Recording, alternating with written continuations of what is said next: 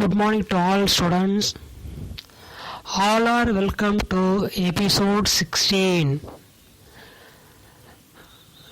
Income from business and profession. Okay, first income from business. Income from business under section 2 subsection 13. Okay. இப்போ பிஸ்னஸோட meaning என்னன்னு பார்த்தீங்கன்னாக்கா profit earn பண்ணுன்ற ஒரே நோக்கத்தோட ப்ராடக்டை பர்ச்சேஸ் பண்ணுறதோ அல்ல மேனுஃபேக்சர் பண்ணுறதோ அல்ல ரீசேல் பண்ணுறதோ அது மூலமாக ஏர்ன் பண்ணுற income from business. Okay, professional வேறு. ப்ரொஃபஷனை பொறுத்த வரைக்கும் அந்த அசஸியோட special knowledge or special skill மூலயமா ஏர்ன் பண்ணுறது professional income. But business income பொறுத்த வரைக்கும் goods or any things transferred to other person, that is sales பண்றது மூலமா earn பண்ணக்கூடிய surplus amount தான் income from business. Okay, as per Income Tax Act 1961 under section 2 subsection 13, the word business refers to purchase or manufacture and sale of goods with a view to earn or make a profit. என்ன பர்பஸுக்காக profit earn பண்ணணுன்ற ஒரே நோக்கத்தோட goods வாங்கிறதோ அல்லது manufacture பண்ணுறதோ அல்லது வாங்கியிருக்கிற கூட்ஸை sales பண்ணுறதோ தான் business. அதன் மூலயமா ஏர்ன் பண்ணக்கூடிய இன்கம் தான் பார்த்தீங்கன்னாக்கா இன்கம் ஃப்ரம் பிஸ்னஸ். ஓகே, அப்போ இதனோட main motive to earn profit by the way of to transfer, it means sale of goods or manufacture goods for sale. The business include trade, commerce and manufacture. Okay, அப்போ அந்த business எதெல்லாம் வந்துருதுனாக்கா trade, commerce and manufacture. Okay, the profit and gain of business or profession form part of total income of an assessee. ஒரு அசஸியோட total income calculate பண்ணும்போது ஒரு அசஸிக்கு totally 5 sources of income. First one, income from salary. Second one, income from house property. Third one, income from business or profession. Fourth one, capital gain. Last one, income from other sources. So ஒரு அசஸியோட total income calculate பண்ணும்போது இது one of the part. Okay, that is called business income. அப்போ under section 2 subsection 13 பிரகாரம் business refers to purchase or manufacture and sale of goods with view to earn a profit. It is called business income. Dear student, நாம் இப்போ example of business income பார்க்கலாம். அதாவது business income various இருக்குது, அதில் few examples பார்க்கலாம். ஓகேவா? First one, any compensation taxable as business income. அதாவது any காம்பன்சேஷன்றதுனால ஒரு பிஸ்னஸ் மேன் இன்னொரு பிஸ்னஸ் மேன் கிட்ட ஏதாவது அக்ரிமெண்ட் எதனா போட்டிருக்கலாம். அந்த டேர்ம்ஸ் அண்ட் கண்டிஷன் வேண்டான்ட்டு டெர்மினேட் பண்ணுறாங்க, இல்லை அந்த அக்ரிமெண்ட் வேண்டான்னு கேன்சல் பண்ணுறாங்க. அதனால் ஏற்படக்கூடிய இழப்புக்காக ஒரு அமௌண்ட் கொடுப்பாங்க. That is compensation. ஓகேவா? அந்த பிஸ்னஸ் கேன்சல் பண்ணுறதுனால அல்லது ஏஜென்சி கேன்சல் பண்ணுறதுனால அந்த பிஸ்னஸ் மேனுக்கு இன்னொருத்தர் கொடுக்கக்கூடிய காம்பன்சேஷன் தான். That is termination of agency agreement. Agency agreement terminate பண்ணுறதுனால கிடைக்கக்கூடிய ஒரு காம்பன்சேஷனும் income from business. Okay, second one, income received by a trade or professional association from service rendered to its members. அதாவது trade or professional association அவங்களுடைய மெம்பருக்கு service provide பண்ணுறதுனால அவங்கக்கிட்ட இருந்து collect பண்ணக்கூடிய ஒரு அமௌண்ட்டும் one of the business income. Next one, interest, salary, commission, bonus or any other remuneration received or receivable by a partnership members from is partnership firm. அதாவது ஒரு கூட்டாண்மை நிறுவனத்தில் இருக்கக்கூடிய கூட்டாளிகள் அவங்களுக்கு வர வேண்டிய interest, salary or commission, bonus, any other remuneration ஒன்று ரிசீவ்ட் ஆர் ரிசீவபிள், அது மொத்தமே அந்த பார்ட்னருக்கு இன்கம் ஃப்ரம் பிஸ்னஸ் ஹெட்டிங்கில் வருமா தவிர சேலரி ஹெட்டிங்கில் இல்லை அதர் சோர்ஸ் ஹெட்டிங்கில் வராது.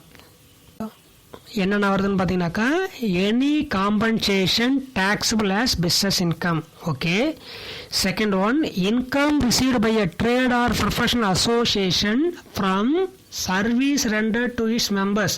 அதாவது ட்ரேட் ஆர் ப்ரொஃபஷனல் அசோசியேஷன் அவங்க மெம்பருக்கு சர்வீஸ் ப்ரொவைட் பண்ணுறதுனால அவங்கக்கிட்ட இருந்து கலெக்ட் பண்ணுற அமௌண்ட். அடுத்து பார்ட்னர்ஷிப் ஃபேர்மில் இருந்து அந்த பார்ட்னர் வாங்கக்கூடிய இன்ட்ரெஸ்ட்டு, சேலரி, கமிஷன், போனஸ், இதை தவிர வேறு ஏதாவது ரெமுனரேஷன் என்ன இருந்தால் ஒன்று ரிசீவ்டா ரிசீவல் பேசிஸ். ஓகே. அப்போது அந்த இன்ட்ரெஸ்ட் அல்லது சேலரி அல்லது கமிஷன் அந்த பர்டிகுலர் பார்ட்னருக்கு எந்த ஹெட்டிங்கில் வரும்?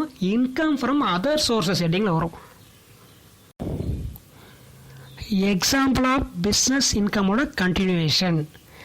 Some received under keyman insurance policy. Okay. அதாவது இன்சூரன்ஸ் கம்பெனியில் இருந்து கீமேன் இன்சூரன்ஸ் பாலிசி ஸ்கீம் மூலயமா வரக்கூடிய எந்த அமௌண்ட்டாக இருந்தாலும் அது எந்த heading? Income from business. Okay.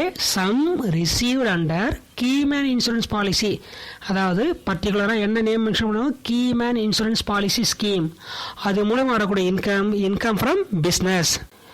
Next one, value of benefit or perquisites arising from business or profession, whether convertible into money or not.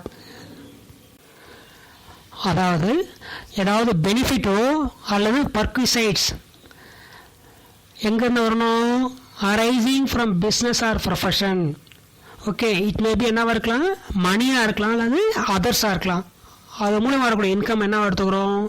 Income from business. Okay. Next one, a company dealing in real estate business and developing a market place and letting out shop. என்ன பர்பஸ்க்காக விட்டுருக்காங்க? அந்த கம்பெனியோட main business என்ன? Dealing real estate. Okay. And developing market place, அந்த market பிளேஸை develop பண்ணுறதுக்காக and ஷாப்பை வாடகைக்கு விட்டுருக்காங்க. ஓகேவா? அப்போ அவங்களுடைய இன்கம் அது மூலம் என்ன இன்கம்? அது இன்கம் ஃப்ரம் பிஸ்னஸ். ஃபர்ஸ்ட் ஒன்று, sums or amount received under keyman insurance policy. Second one, value of benefit or perquisites arising from business or profession, whether convertible into money or not, that is cash or any other kind. Next one, a company dealing in real estate business. அந்த company main business என்ன இருக்குது? Real estate business. அது மூலம் அவரோட income எதில் வரும்? Income from business. Developing a market place, market place develop பண்ணுறதுக்காக செலவு பண்ணிகிட்ருக்காங்க. இல்லை அது மூலயமா ஏர்ன் பண்ணக்கூடிய இன்கமும் income from business. Good example, advising agency. Student, இப்போ நம்ம பார்க்க போகிறது adjustment of profit and loss account. கம்பெனியோட ப்ராஃபிட் அண்ட் லாஸ் அக்கௌண்ட்டில் டெபிட் சைடு அண்ட் கிரெடிட் சைடில் வரக்கூடிய டிரான்சாக்ஷன் தான் adjustment of profit and loss account. இப்போ net profit means after adjusting all expenses, it is called net profit. இந்த கம்பெனியோட net ப்ராஃபிட்டில் business related expense, business related income மட்டும் entry ஆகியிருந்தால் problem இல்லை. இல்லை non related business expense and non related business income entry ஆகிருக்கும். For example, பிஸ்னஸுக்கு தேவையில்லாமல், அதாவது நான் பிஸ்னஸ் ரிலேட்டட் எக்ஸ்பென்சஸ் ஒரு 10,000 செலவு பண்ணியிருக்காங்க. இந்த 10,000 செலவு பண்ணதான பிஸ்னஸோட ப்ராஃபிட் ஆகிருக்கும், குறைஞ்சிருக்கும். அதே மாதிரி நான் ரிலேட்டட் பிஸ்னஸ் இன்கம் ஏதாவது வந்து இருந்தால் அதை ஆட் பண்ணிகிட்டு இருப்பாங்க. அப்போது ப்ராஃபிட்னா இருக்கும், ஆட் ஆகிட்டுருக்கும். அப்போ இந்த மாதிரி டிரான்சாக்ஷன்லாம் வந்த பிறகு வரக்கூடிய ப்ராஃபிட் வந்து not a real profit. Okay, இதெல்லாம் அட்ஜஸ்ட் பண்ண பிறகு நம்ம கண்டுபிடிக்கக்கூடிய நெட் அமௌண்ட் தான் வந்து பிஸ்னஸோட ரியல் ப்ராஃபிட். ஓகே, அந்த மாதிரி பார்க்கும்போது இந்த ப்ராஃபிட் அண்ட் லாஸ் அட்ஜஸ்ட் பண்ணக்கூடியது ஒரு 4 டிரான்சாக்ஷன். இது வந்து very very important for calculation of income from business. அதில் first one, non related business expenses P N account debit சைடில் என்ட்ரி பண்ணியிருப்பாங்க. நான் ரிலேட்டட் பிஸ்னஸ் எக்ஸ்பென்சஸ் அது பிஎன் அக்கௌண்ட் என்ட்ரி ஆனதுனால, அதாவது டெபிட் சைடில் என்ட்ரி ஆனதுனால கம்பெனியோட ப்ராஃபிட்டு குறைஞ்சு போயிட்டுருக்கோம். பிஸ்னஸ் ரிலேட்டட் எக்ஸ்பென்ஸு செய்திருப்பாங்க பட் என்ட்ரி பண்ணியிருக்க மாட்டாங்க. ஓகேவா, எக்ஸ்பென்ஸில் 2 non related expenses debited in PN account. Second, business related expenses not debited in PN account. Okay, அதே மாதிரி இன்கமில் பிஸ்னஸ் ரிலேட்டட் இன்கம் வந்திருக்கலாம் பட் என்ட்ரி பண்ணியிருக்க மாட்டாங்க. நான் ரிலேட்டட் பிஸ்னஸ் இன்கம் வந்திருக்கும், அது என்ட்ரி பண்ணியிருப்பாங்க. அப்போ இந்த மாதிரி இன்கமில் 2 எக்ஸ்பென்ஸில் 2 இருக்குது. இதெல்லாம் அட்ஜஸ்ட் பண்ணி பாருங்க, adjustment of profit and loss account. Okay, one of the important workings for calculation of income from business. First one, some expenses and losses debited in it which are fully or partly disallowed under the Income Tax Act. அதாவது PN level entry ஆகக்கூடிய எக்ஸ்பென்ஸில் ஒரு சில expense full or part of the amount disallowed, that is not related to business expense. Second one, some allowable expenses are not debited. பிஸ்னஸுக்கான expense செய்துட்டாங்க but இன்னும் ஆகலை, இன்னும் அக்கௌண்ட்டில் என்ட்ரி ஆகலை. Third one, business income not credited to PNL account. பிஸ்னஸோட income earn பண்ணியிருக்காங்க but entry ஆகலை. Last one, some non-business income are credited. Other income வந்து பிஎல் அக்கௌண்ட் கிரெடிட் பண்ணியிருக்காங்க. அப்போ அதனால பிஸ்னஸ் ப்ராஃபிட்டு அதிகமாக இருக்கும். இந்த 4 டிரான்சாக்ஷன் ஆர் இந்த அட்ஜஸ்ட்மெண்ட்டை வச்சு நம்ம பிஸ்னஸோட ரியல் ப்ராஃபிட் என்ன நம்ம கேல்குலேட் பண்ண போகிறோம். ஓகே, அப்போ நமக்கு இன்கம் ஃப்ரம் பிஸ்னஸ் கேல்குலேட் பண்ணும்போது பிஸ்னஸுக்கு தேவையான எக்ஸ்பென்ஸ், பிஸ்னஸுக்கு தேவையான இன்கம் மட்டும் நம்ம கன்சிடர் பண்ணணும். ஸ்டூடெண்ட்ஸ், இப்போ பார்க்க போகிறது rules for adjustment of profit and loss account. அதாவது disallowed expense. Disallowed expense means not related to business expense. Okay, இந்த மாதிரி எக்ஸ்பென்ஸ் எல்லாம் பிஎன்எல் அக்கௌண்ட்டில் என்ட்ரி ஆனதுனால பிஸ்னஸோட ப்ராஃபிட் குறைஞ்சு போயிட்டுருக்கும். அப்போ அந்த என்ன மாதிரி expense, that is personal expense or not related to business expense. Example என்ன இருக்குன்னு பார்க்கலாங்க. The following expenses are disallowed for computing business income. Business income calculate பண்ணும்போது இந்த ஃபாலோயிங் எக்ஸ்பென்ஸ் எல்லாம் டிஸ்அலோடு. இதெல்லாம் பிஸ்னஸுக்கு ரிலேட்டட் இல்லாத எக்ஸ்பென்ஸு. மேபி இந்த மாதிரி எக்ஸ்பென்ஸ் எல்லாம் ஏற்கனவே பிஎன்எல் அக்கௌண்ட் காமிச்சு இருந்தாங்கன்னா, அதாவது டெபிசிட்டில் கொண்டு வந்தீங்கன்னாக்கா பிஸ்னஸோட ப்ராஃபிட் குறைஞ்ச போயிட்டுருக்கோம். ஓகே, என்னென்ன எக்ஸாம்பிள் பாருங்கள். First one, personal expense of assessee. அதாவது ப்ரொப்ரைட்டரோட பர்சனல் எக்ஸ்பென்ஸ் எங்கேருந்து பண்ணியிருக்காரு, பிஸ்னஸோட இன்கம்லேருந்து செலவு பண்ணியிருக்காரு. அப்போ இதை பொறுத்த வரைக்கும் அவருடைய personal expense not related to business. அவருடைய சொந்த செலவை எங்கேருந்து எடுத்திருக்காருன்னா பிஸ்னஸோட இன்கம்லேருந்து செலவு பண்ணியிருக்காரு. அதனால பிஸ்னஸோட செலவு என்ன ஆயிடுச்சு, அதிகமாகிடுச்சு. அப்போ செலவு அதிகமாக அதிகமாக பிஸ்னஸோட ப்ராஃபிட் ஆகும், குறையும். Second one, capital expenditure or capital loss.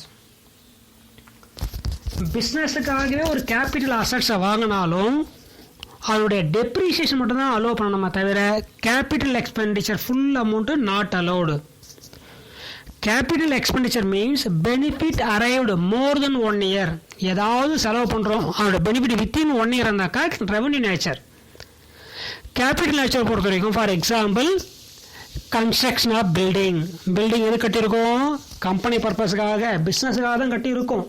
But அதோட லைஃப் என்ன இருக்குது, மோர் தென் 1 year. பட் அதுக்கான depreciation or repair and maintenance charge தான் அலௌடு. அதனால் கேபிட்டல் எக்ஸ்பெண்டிச்சர் பிஸ்னஸ்லேருந்து எடுத்து பண்ணதுனால பிஸ்னஸோட ப்ராஃபிட்டு குறைஞ்சிடுச்சு. அதே மாதிரி capital loss. Okay, capital loss means capital அசட்ஸை சேல்ஸ் பண்ணுறதுனால ஏற்படக்கூடிய shortage amount, that is call capital loss. Next donation and charities. இப்போ டொனேஷன் எங்கேருந்து எடுத்து கொடுத்துருக்காங்க, பிஸ்னஸோட இன்கம் எடுத்து கொடுத்துருக்காங்க. அந்த டொனேஷன் வந்து பிஸ்னஸுக்கு ரிலேட்டட் இல்லாத எக்ஸ்பென்ஸ், தட் இஸ் நான் பிஸ்னஸ் எக்ஸ்பென்சஸ். இப்போ டொனேஷன் அங்கேருந்து எடுத்து கொடுத்ததுனால என்ன ஆயிடுச்சு, ப்ராஃபிட் குறைஞ்சிடுச்சு, அதாவது செலவு அதிகமாகிடுச்சு. டொனேஷன் கொடுத்த கணக்கு எங்கேருந்து காமிச்சிருக்காங்க, பிஸ்னஸில் காமிச்சிருக்காங்க. It is not A business expense. Okay, any provisions and reserve, எந்த ப்ரொவிஷனாக இருந்தாலும் சரி, ஈவன் பிஸ்னஸ் எக்ஸ்பென்ஸே இருந்தாலும் provisions are reserve not allowed. Okay, next salary, bonus, interest on capital and rent paid to assessee. இதெல்லாம் அந்த கம்பெனியோட ப்ரொப்ரைட்டர் அல்லது அசஸி ஓட expense. Salary எடுத்திருக்காரு, அவருக்காக போனஸ்க்காக பிஸ்னஸ் எடுத்துகிட்டு இருக்காரு, இன்ட்ரெஸ்ட் ஆன் கேபிட்டல், இதெல்லாம் பார்த்தீங்கன்னாக்கா டிஸ்அலோட் ஐட்டம்ஸ். இன்கேஸ் அலோவ் பண்ணால் அவர் என்ன பண்ணுவார், சேலரி வந்து 1000 rupees பதில் 2000 எடுத்துருவார். அதனால தான் as per income tax act என்ன பண்ணியிருக்காங்கனாக்கா, ப்ரொப்ரைட்டருக்கு சேர வேண்டியது எதுவாக இருந்தாலும் டிஸ்அலோட் ஐட்டம்ஸ். ஓகே, அப்போ என்னெல்லாம் இருக்குன்னு பாருங்கள். இந்த ஃபாலோயிங் எக்ஸ்பென்சஸ் ஆர் டிஸ்அலோடு. பிஸ்னஸோட ப்ராஃபிட் கேல்குலேட் பண்ணும்போது இந்த எக்ஸ்பென்ஸ் எல்லாம் நம்ம கன்சிடர் பண்ணக்கூடாது. Okay, personal expense of assessee, capital expenditure, donation and charities, provisions and reserve, salary, bonus, interest on capital or any other remuneration paid to assessee. Example of disallowed item continuation. Expenses that were overcharged in the profit and loss account. Overcharged means 10,000 செய்ய வேண்டிய இடத்துல 15,000 செலவு செய்த மாதிரி காமிக்கிறது ஓவர்சார்ஜ்டு. நார்மலாக செய்ய வேண்டிய எக்ஸ்பென்ஸோட அதிகமாக கணக்கு காமிக்கிறது. அது பிஸ்னஸ் எக்ஸ்பென்ஸே இருந்தாலும், ஃபார் எக்ஸாம்பிள் சேலரி வந்து 10,000 கொடுத்துருக்காங்க, இவங்க வந்து 13,000 கொடுத்த மாதிரி காமிச்சிருக்காங்க. அப்போ எவ்வளோ எக்ஸ்ட்ரா காமிச்சிருக்காங்க, 3,000 rupees. அப்போ அந்த 3,000 எக்ஸ்ட்ரா செலவு பண்ணதுனால பிஸ்னஸோட ப்ராஃபிட் ஆகிடுச்சு, குறைஞ்சிடுச்சு. That is call over charged. செய்ய வேண்டிய அமௌண்ட்டை விட எக்ஸ்ட்ரா செய்த மாதிரி கணக்கு காமிக்கிறா வந்து ஓவர் சார்ஜ்டு. அப்போ என்னெல்லாச்சு, பிஸ்னஸோட எக்ஸ்பென்ஸ் அதிகமாச்சு. எப்போ ஒரு பிஸ்னஸோட எக்ஸ்பென்ஸ் அதிகமாகுதோ, அது எக்ஸ்பென்ஸ் அதிகமாக பிஸ்னஸோட ப்ராஃபிட் குறையும். Next, expenses that were under charged in the profit and loss account. இப்போ எக்ஸ்பென்ஸை பொறுத்தவரைக்கும் ஏற்கனவே over charge, quite opposite under charged. 1 lakh செய்ய வேண்டிய இடத்துல 80,000 rupees செலவு பண்ணியிருக்காங்க. அப்போ எவ்வளோ குறைவாக பண்ணியிருக்காங்க, 20,000 rupees. It is call under charged. அப்போ செலவு குறைவாக காமிச்சதுனால பிஸ்னஸ் ப்ராஃபிட்னா ஆயிடுச்சு, அதிகமாகிடுச்சு. It is not a correct profit. ஆக்சுவலாக அங்கே எவ்வளோ செலவு பண்ணியிருக்கோன்னா 1 lakh. பட் இங்கே எவ்வளோ செலவு பண்ண மாதிரி காமிச்சிருக்காங்க 80. அப்போ ரிமைனிங் அங்கே எவ்வளோ இன்னும் இருக்குது, 20,000 rupees. அப்போ செலவு குறைஞ்ச மாதிரி காமிச்சிருக்காங்க, அதனால் ப்ராஃபிட் ஆயிடுச்சு. அங்கே எவ்வளோ செலவு குறைச்சாங்களோ அந்த ப்ராஃபிட் இங்கே அதிகமாகிடுச்சு. It is not a real profit. Over charge மட்டும் இல்லை, அண்டர் சார்ஜ் பண்ணுறதும் டிஸ்அலோட் ஐட்டம். அடுத்து expenses not paid before date of return, that is filing return. As per IT act பிரகாரம் நீங்கள் ரிட்டர்ன் ஃபைல் பண்ணுறதுக்கு முன்னாடி பிஸ்னஸ் செலவு செய்தாக்க அலௌடு. ரிட்டர்ன் ஃபைல் பண்ணிட்ட பிறகு நீ எந்த செலவு செய்தாலும் நாட் அலௌடு. ஓகே, அது ஈவன் பிஸ்னஸுக்கு ரிலேட்டட் எக்ஸ்பென்ஸாக இருந்தாலும் சரி, இல்லை non related to business expense இருந்தாலும் சரி, பிஃபோர் ஃபைலிங் த ரிட்டர்ன். ஓகே, அதே ஆஃப்டர் ஃபைலிங் த ரிட்டர்ன் இருந்தாக்கா டிஸ்அலோட் ஐட்டம். அப்போ இவங்க எப்போ பண்ணியிருக்காங்க, எக்ஸ்பென்சஸ் நாட் பெய்டு பிஃபோர். எப்போ ரிட்டர்ன் ஃபைல் பண்ணுறதுக்கு முன்னாடி கட்டல, அப்போ எப்போ பேமெண்ட் பண்ண மாதிரி, ஆஃப்டர் ஃபைலிங் த ரிட்டர்ன். ஒரு செலவு செய்கிறது எப்போனா ரிட்டர்ன் ஃபைல் பண்ணுறதுக்கு முன்னாடியே ரெடி பண்ணிடணும், செலவு செய்யணும். ஆடிட்டட் ரிட்டர்ன் டாக்குமெண்ட்ஸ் எல்லாம் அங்கே சப்மிட் பண்ணிட்ட பிறகு நீ எந்த செலவு செய்தாலும் treated as a disallowed item. Okay, expenses paid but not shown in profit and loss account. பிஸ்னஸோட எக்ஸ்பென்ஸஸ் செலவு பண்ணிட்டீங்க. ஃபார் எக்ஸாம்பிள் ஒரு 50,000 செலவு பண்ணியிருக்கோம். அந்த 50,000 என்ன பண்ணியிருக்கணும், profit and loss account debit சைடில் பிஸ்னஸ் எக்ஸ்பென்ஸ்னு ஒரு ஹெட்டிங்கில் காமிச்சிருக்கணும். செலவு பண்ணிட்டோம், expenses paid but not shown இந்த பிஎன்ல என்ன பண்ணல, ப்ராஃபிட் அண்ட் லாஸ் அக்கௌண்ட்டில் காமிக்கல. அப்போ ரியலாக அங்கே செய்ய வேண்டிய செலவு செய்துட்டோம், பட் என்ன ஆகலை, என்ட்ரி ஆகலை. அப்போ ஆக்சுவலாக அந்த இதில் என்ட்ரி பண்ணும்போது என்ன ஆகும், செலவு அதிகமாகும், பிஸ்னஸோட ப்ராஃபிட் குறையும். அதுதான் குறைஞ்ச பிறகு வரதான் real profit. Expenses paid but not shown இந்த பிஎன்எல் அக்கௌண்ட். செலவு பண்ணிட்டீங்க, பட் என்ன ஆகலை, பிஎன்எல் அக்கௌண்ட் வரல. Adjustment of P&L account continuation. Non-business income that were credited in profit and loss account, that is business related இல்லாத other income எங்க entry ஆயிருக்கு, P&L account credit side entry ஆயிருக்கு. For example, rent received from house property ஒரு 1 lakh, வீட்டு வாடகை எவ்வளோ வாங்கியிருக்காரு, 1 lakh வாங்கியிருக்காரு. அந்த 1 lakh பிஸ்னஸோட P&L அக்கௌண்ட்டில் காமிச்சிருக்காரு கிரெடிட் சைடில். அப்போ அதனால் பிஸ்னஸோட ப்ராஃபிட் ஆகிடுச்சு, இன்க்ரீஸ் ஆகிடுச்சு. அந்த 1 lakh அங்கே கிரெடிட் பண்ணதுனால. அப்போ ரியல் பிஸ்னஸ் ப்ராஃபிட் என்ன ஆகுனாக்கா, அங்கே அதில் என்ன சேர்ந்துருக்கு, பிஸ்னஸோட இன்கமில் ஹவுஸ் ப்ராப்பர்ட்டி இன்கமும் சேர்ந்து போட்டிருக்கு. ஹவுஸ் ப்ராப்பர்ட்டி இன்கம் பொறுத்த வரைக்கும் பிஸ்னஸ் இன்கம் கிடையாது, நான் பிஸ்னஸ் இன்கம். அப்போது non business income that were credited in P&L account. அப்போ அதனால் அங்கே பிஸ்னஸுக்கு தேவையில்லாத இன்கம் 1 lakh சேர்ந்ததுனால பிஸ்னஸோட ப்ராஃபிட் அதிகமாகிடுச்சு. Okay, any income of business not shown in profit and loss account. Okay, பிஸ்னஸுக்கு வர வேண்டிய இன்கம் ரிசீவ் பண்ணிட்டீங்க, but not shown in P&L account. என்ன ஆகலை, ப்ராஃபிட் அண்ட் லாஸ் அக்கௌண்ட் காமிக்க. இது பிஸ்னஸோட இன்கம் வாங்கிட்டோம், பட் என்ன ஆகலை, என்ட்ரி ஆகலை. அப்போது பிஸ்னஸ் இன்கம் என்ட்ரி ஆச்சுன்னா என்ன ஆகும், பிஸ்னஸோட ப்ராஃபிட் அதிகமாகும். ஓகேவா, போன இதில் இதுக்கு முன்னாடி இதை பாயிண்டில் நான் பிஸ்னஸ் இன்கம் சேர்ந்துருக்கு, இதில் என்ன ஆகலை, பிஸ்னஸ் இன்கம் சேரல. ஓகே, அடுத்து under valuation of opening stock and over valuation of closing stock. இப்போ ஓப்பனிங் ஸ்டாக்கை பொறுத்த வரைக்கும் அண்டர் வேல்யூ பண்ணியிருக்காங்க, குறைவாக மதிப்பிட்டிருக்காங்க. அதே மாதிரி க்ளோசிங் ஸ்டாக் என்ன பண்ணியிருக்காங்க, ஓவராக போட்டிருக்காங்க. 1 lakh இருக்க வேண்டிய இடத்துல க்ளோசிங் ஸ்டாக்கு 1,30,000. அப்போ எக்ஸ்ட்ரா எவ்வளோ இருக்குது, 30,000 rupees. அப்போது க்ளோசிங் ஸ்டாக்கு ஓவர் வேல்யூஷன் ஆனாலோ அல்லது ஓப்பனிங் ஸ்டாக் அண்டர் வேல்யூஷன் ஆனாலோ பிஸ்னஸோட ப்ராஃபிட்டு எக்ஸ்ட்ரா தெரியும். அப்போ என்ன பண்ணணும், அந்த அமௌண்ட்டு லெஸ் பண்ணணும். Last one, under valuation of closing stock and over valuation of opening stock. அப்போ க்ளோசிங் ஸ்டாக்கை பொறுத்த வரைக்கும் இருக்க வேண்டிய அமௌண்ட்டோட குறைவாக காமிக்கிறது, that is call under valuation. அதே மாதிரி ஓவர் வேல்யூஷன் ஓப்பனிங் ஸ்டாக்கு ஓவராக காமிச்சிட்ருக்காங்க. அப்போ இந்த 2 டிரான்சாக்ஷனால் பிஸ்னஸோட ப்ராஃபிட் குறைஞ்சி போயிட்டுருக்கோம். ஓகே, அப்போது நமக்கு என்ன வேணும்னாக்கா, பிஸ்னஸோட ப்ராஃபிட் கேல்குலேட் பண்ணும்போது பிஸ்னஸுக்கு தேவையான செலவை மட்டும் லெஸ் பண்ணணும், பிஸ்னஸுக்கு தேவையான இன்கம் மட்டும் ஆட் பண்ணணும்.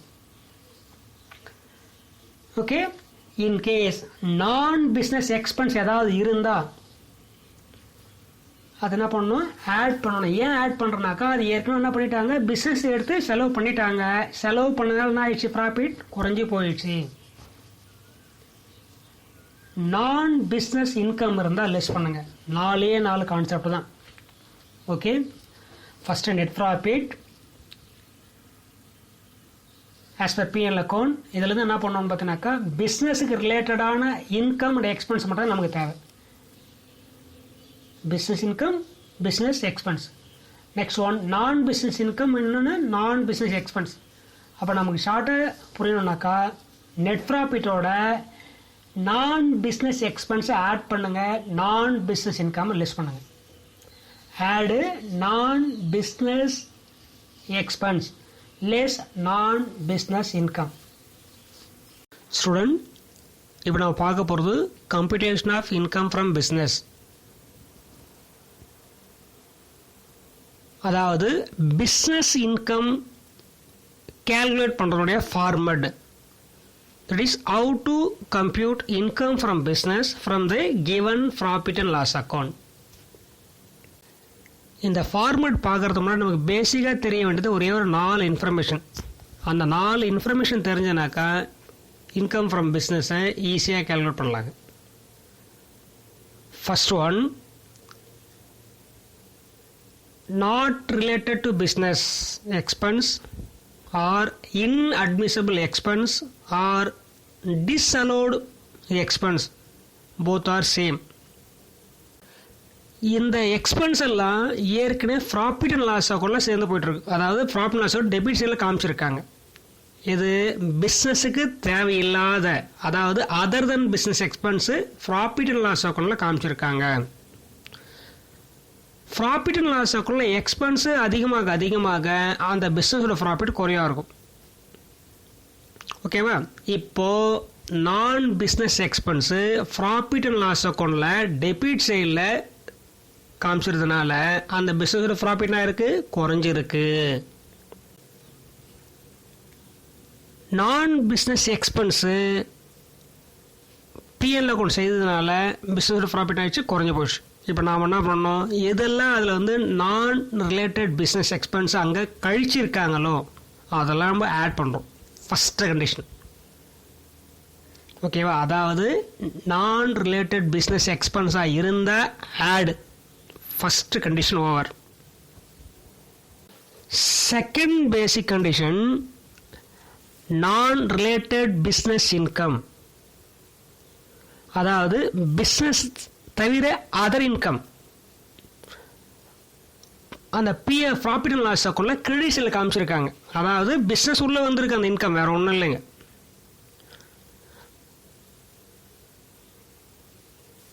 ஒரு எக்ஸாம்பிள், வீட்டை வாடகைக்கு விட்டு அது மூலமாக கொண்டு வந்த பணமாக இருக்கலாம், இல்லை ஏதாவது ப்ராப்பர்ட்டி சேல்ஸ் பண்ணி அது மூலயமா பணம் கொண்டு வந்திருக்கலாம். அந்த பணமானது அல்ல அந்த ப்ராஃபிட் ஆனது அந்த இன்கம் ஆனது பிஸ்னஸுக்கு என்ட்ரி ஆகிருக்கு.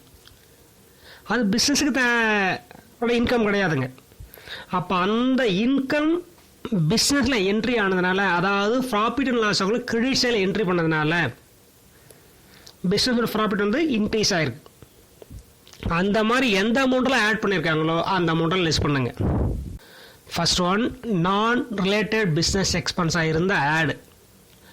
Second one, non related business இன்கமாக இருந்தால் லெஸ். 2 condition over.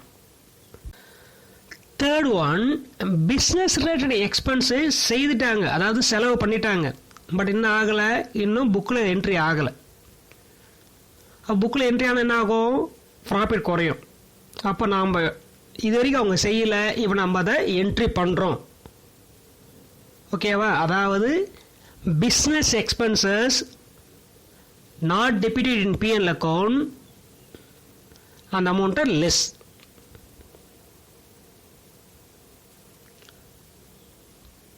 அதே மாதிரி பிஸ்னஸ் ரிலேட்டட் இன்கம், அதாவது பிஸ்னஸோட இன்கம் ரிசீவ் பண்ணியாச்சு, but not entry in the PL account.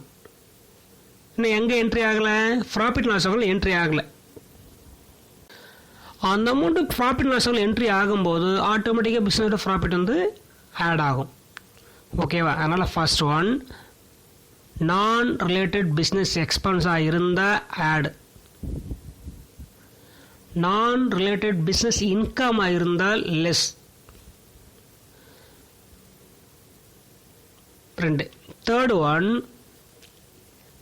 Business related expenses not entry in PL account, அதாவது not debited in PL account.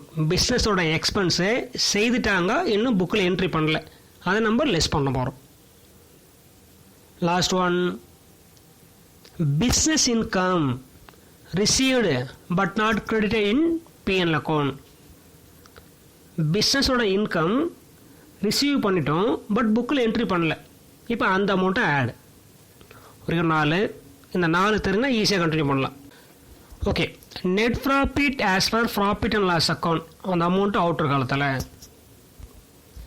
ஆடு inadmissible expenses or disallowed expenses or non related to business expense both are same. அதில் எக்ஸாம்பிளுக்கு ஒரு சில information மட்டும், அதாவது expense மட்டும் கொடுத்துருக்கோம், பார்க்கலாம். ஃபர்ஸ்ட் ஒன், பர்சனல் எக்ஸ்பென்சஸ், அதாவது அசசியோட சொந்த செலவு. எங்கேருந்து பண்ணியிருக்காரு? பிஸ்னஸ்லேருந்து எடுத்து செலவு பண்ணியிருக்காரு. அப்போ பிஸ்னஸில் இருந்து செலவு காமிக்க பிஸ்னஸோட ப்ராஃபிட் ஆகிடுச்சு, குறைஞ்சி போச்சு. அதனால தான் இந்த அமௌண்ட் வந்து ஆட் பண்ணுறோம். Next, capital expenditure. Any expense related to பிஸ்னஸாக இருந்தாலும் பட் அது கேபிட்டல் எக்ஸ்பெண்டிச்சராக இருந்தாக்கா disallowed. Donation or charities. Donation கொடுக்குறது, சேரிட்டிக்கு டிஸ்ட்ரிபியூட் பண்ணுறதுலாம் பார்த்தீங்கன்னாக்கா நான் பிஸ்னஸ் எக்ஸ்பென்ஸ். அது எங்கே வரப்போகிறதில்ல, பிஸ்னஸோட இன்கமில் காமிக்கக்கூடாது. இவங்க என்ன பண்ணியிருக்காங்க? பிஸ்னஸோட ப்ராஃபிட் லாஸ் அக்கௌண்ட்டில் காமிச்சிருக்காங்க.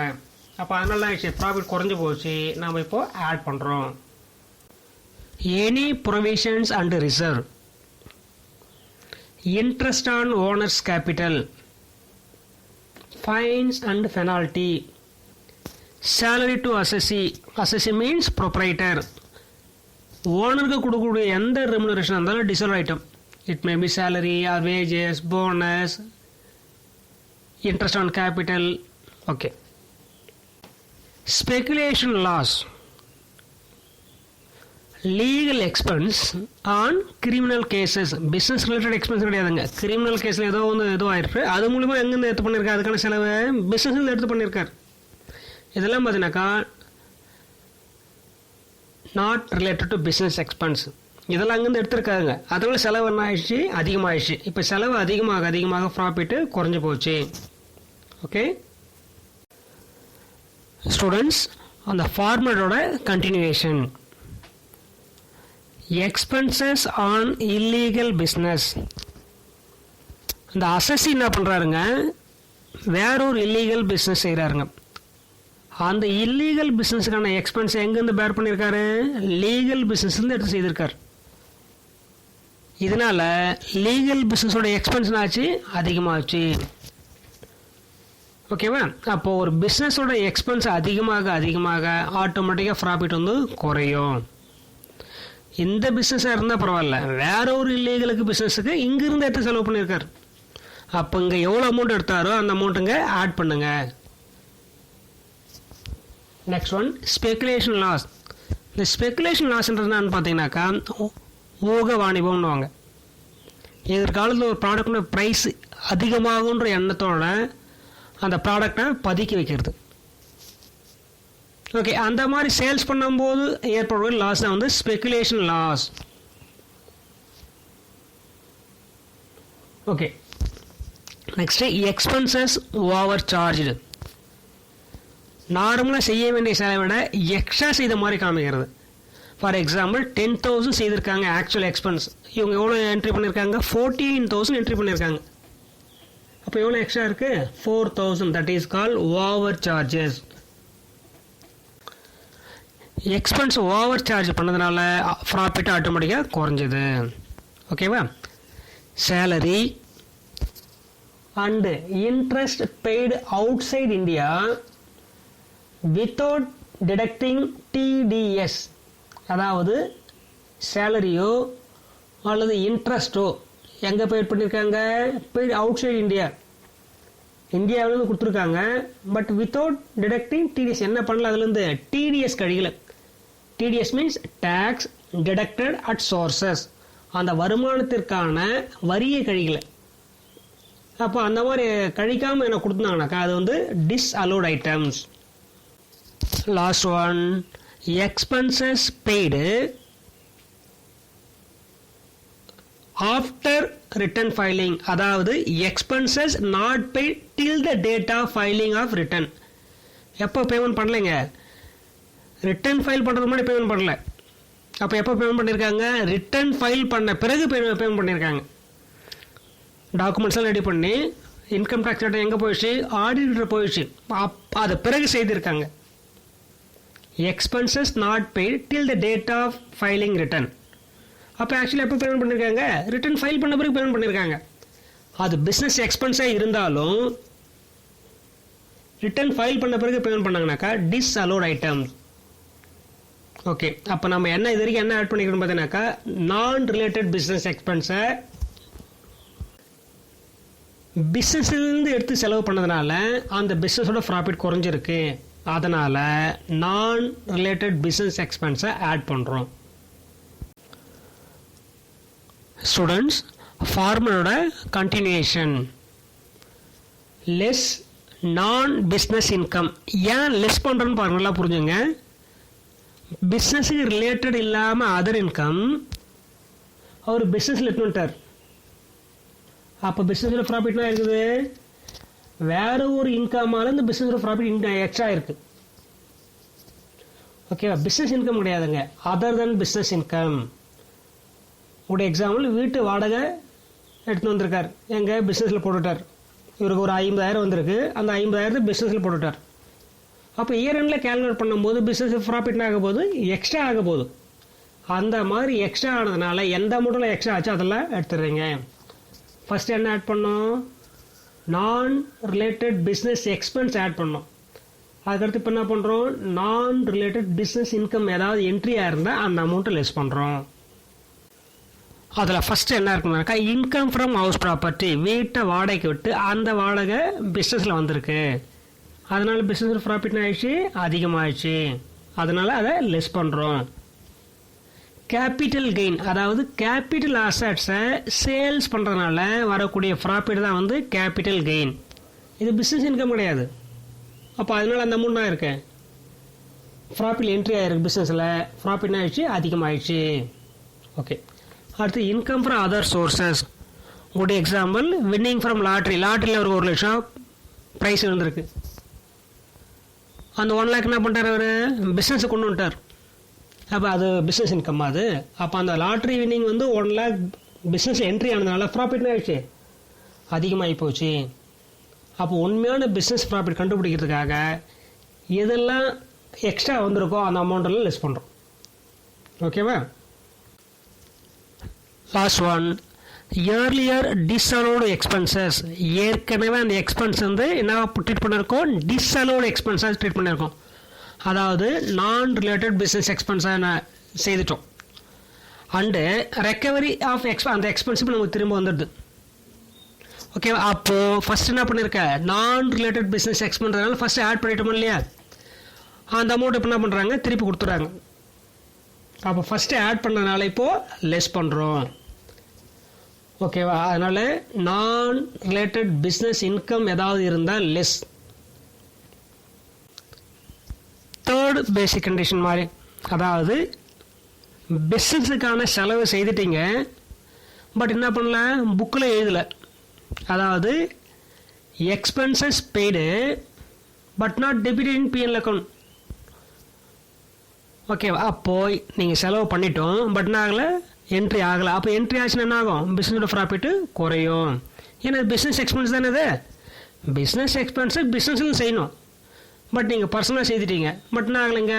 பிஎல் அக்கௌண்ட் என்ட்ரி பண்ணலாம். இப்போ நம்ம என்ட்ரி பண்ணுறோம், expenses allowed but not debited in PL account. Okay students, ஃபார்மட்டோட கண்டினியூஷன். ஏற்கனவே இது வரைக்கும் நம்ம 3 working செய்திருக்கோம்.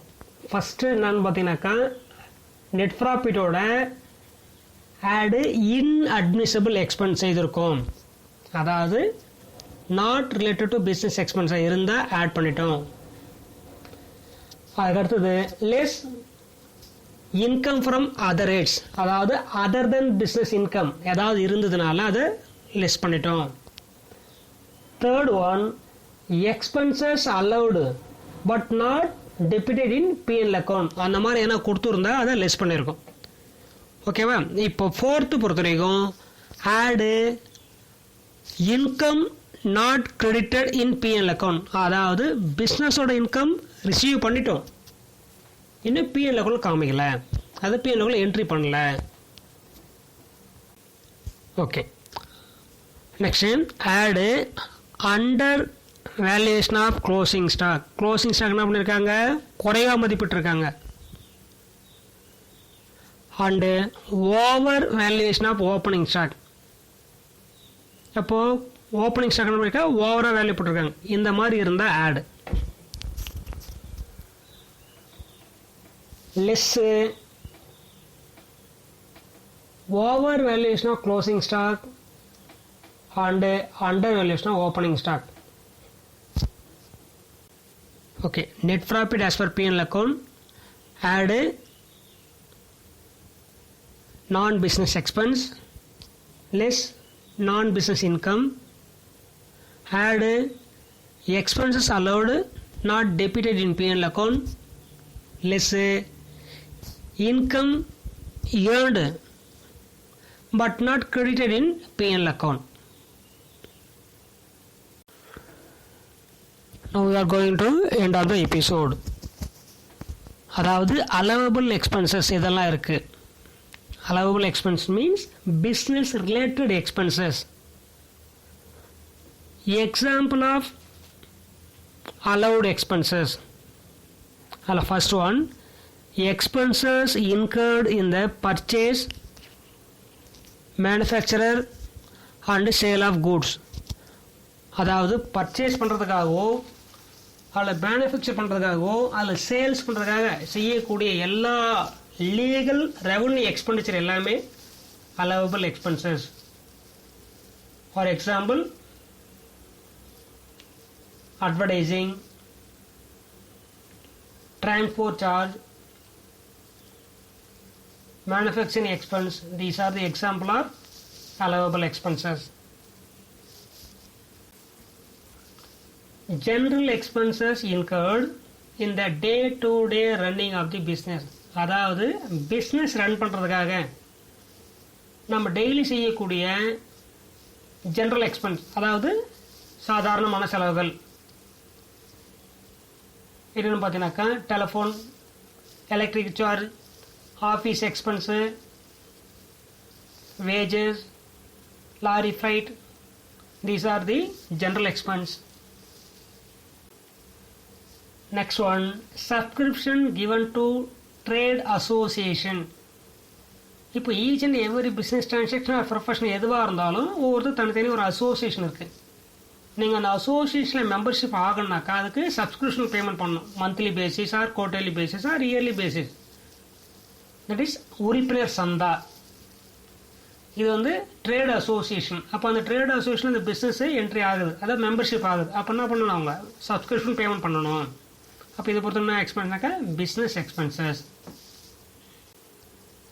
Next one, welfare expenses incurred on the employees. அதாவது கம்பெனியில் இருக்க அல்லது ஆஃபீஸில் இருக்கக்கூடிய எம்ப்ளாயிக்காக அந்த ஓனர் அல்லது அந்த பிஸ்னஸ்ஸு அவங்களுக்காக செய்யக்கூடிய வெல்ஃபேர் எக்ஸ்பென்சஸ், தொழிலாளர் நலனுக்காக செய்யக்கூடிய எந்த எக்ஸ்பென்ஸாக இருந்தாலும் சரி, medical expense or any other convenience expense, இந்த மாதிரி எந்த செலவு செய்தாலும் சரி, டிரான்ஸ்போர்ட் எக்ஸ்பென்ஸு, இந்த மாதிரி எந்த செலவு செய்தாலும் அது என்ன எடுத்தோம்னாக்கா business expenses are allowable expenses. Allowable எக்ஸ்பென்ஸோட கண்டினியூஷன். இல்லை ஃபர்ஸ்ட் ஒன்று, expenditure incurred on raising loan.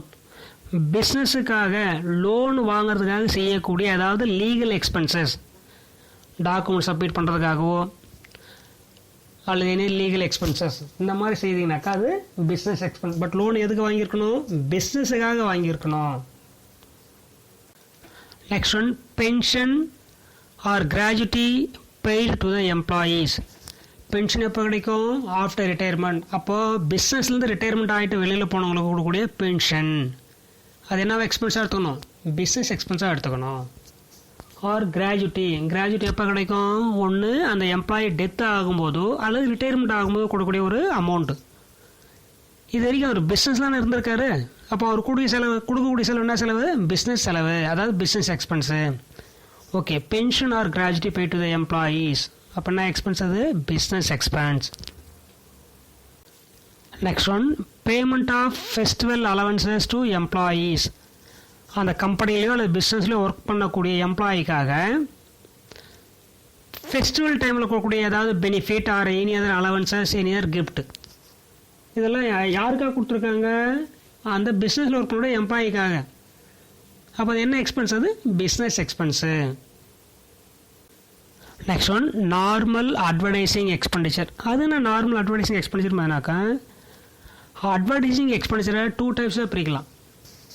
ஒன்று கேபிட்டல் எக்ஸ்பெண்டிச்சர், இன்னொன்று ரெவன்யூ எக்ஸ்பெண்டிச்சர். இந்த நார்மல் எக்ஸ்பெண்டிச்சர் என்ன டைப்னு பார்த்தீங்கன்னாக்கா ரெவன்யூ நேச்சர். அதாவது பேப்பரில் அட்வர்டைஸ்மெண்ட் பண்ணுறது, இல்லை கிஃப்ட் ஆம்பர் எதனா கொடுக்குறது, இல்லை ஒரு சில இடத்துல சிம்பிளான போர்டு எதனா வைக்கிறது, இதெல்லாம் பார்த்தீங்கன்னாக்கா நார்மல் அட்வர்டைஸிங் எக்ஸ்பெண்டிச்சர். அதே கேபிட்டல் எக்ஸ்பெண்டிச்சர்னு பார்த்தீங்கன்னாக்கா பெரிய பெரிய நியான் சைன் போர்டெல்லாம் வைக்கிறது. அப்போ அதோட லைஃப்னா ஆகும் மோர் தென் 1 year. அது கேபிட்டல் நேச்சர். பட் நார்மல் பொறுத்த வரைக்கும் நியூஸ் பேப்பரில் ஆடு கொடுக்குறது, இல்லை வால் போஸ்டர் ஒட்டுறது, இல்லை ஏதாவது காம்படிஷன் கான்டாக்ட் பண்ணுறது, இதெல்லாம் பார்த்தீங்கன்னாக்கா நார்மல் அட்வர்டைஸிங் எக்ஸ்பெண்டிச்சர். இதெல்லாம் எதுக்காக செய்கிறோம்? பிஸ்னஸுக்காக. அப்போ இது என்ன எக்ஸ்பென்ஸ்? இது business expense or allowable expense. Next one, commission paid for getting order for the business. நமக்கு பிஸ்னஸ் ரன் பண்ணுறதுக்காக வேரியஸ் பிளேஸ்லேருந்து ஆர்டர் வந்தால் நம்ம பிஸ்னஸ் ரன் பண்ண முடியும் இல்லைங்களா? அப்போ அந்த மாதிரி நமக்கு ஆர்டர் வர்றதுக்காக நம்ம செய்யக்கூடிய ஒரு சில இதுக்கு கமிஷன் என்ன கொடுக்க வேண்டியதாக இருக்கலாம். அந்த மாதிரி ஏன்னா இது எதுக்காக கொடுத்துருக்கோம்? பிஸ்னஸ் ஆர்டர் வர்றதுக்காக. ஓகேவா? அந்த மாதிரி செய்யக்கூடிய செலவெல்லாம் பார்த்தீங்கன்னாக்கா business expenses. Last one, royalties paid in connection with mining right, patent right or coffee right. இப்போது இந்த ராயல்ட்டி பொறுத்த வரைக்கும் என்னக்கா நம்ம எந்த அளவுக்கு யூஸ் பண்ணுறோம் அதுக்கு தகுந்த மாதிரி என்ன பண்ணுறோம், அந்த ஓனருக்கு, அதாவது மைனிங் ஓனருக்கோ இல்லை பேட்டன்ட் ஓனருக்கோ இல்லை காப்பி ரைட் ஓனர் நம்ம ஒரு மந்த்லி ஒன்ஸ் அல்லது இயர்லி ஒன்ஸ் ஒரு அமௌண்ட் பேமெண்ட் பண்ண வேண்டியதாக இருக்கும். அதாவது அதை பயன்படுத்துவதற்காக அதன் உரிமையாளர் கொடுக்கக்கூடிய அமௌண்ட் தான் வந்து ராயல்ட்டி பெய்டு. அப்போ அதெல்லாம் எதுக்கு யூஸ் பண்ணுறோம்? பிஸ்னஸுக்காக. அப்போ அந்த உரிமையாளர் கொடுக்கக்கூடிய எக்ஸ்பென்ஸும் பிஸ்னஸ் எக்ஸ்பென்ஸ். ஓகேவா? அப்போ என்னென்ன இருக்குன்னு பாருங்கள். Expenditure incurred on raising loan, pension or gratuity paid to employees, payment of festival allowances to employees, normal advertising expenditure, commission paid for getting order of the business, royalties paid in connection with the patent right or copyright. These are the allowable expenses for computation of income from business. Thank you.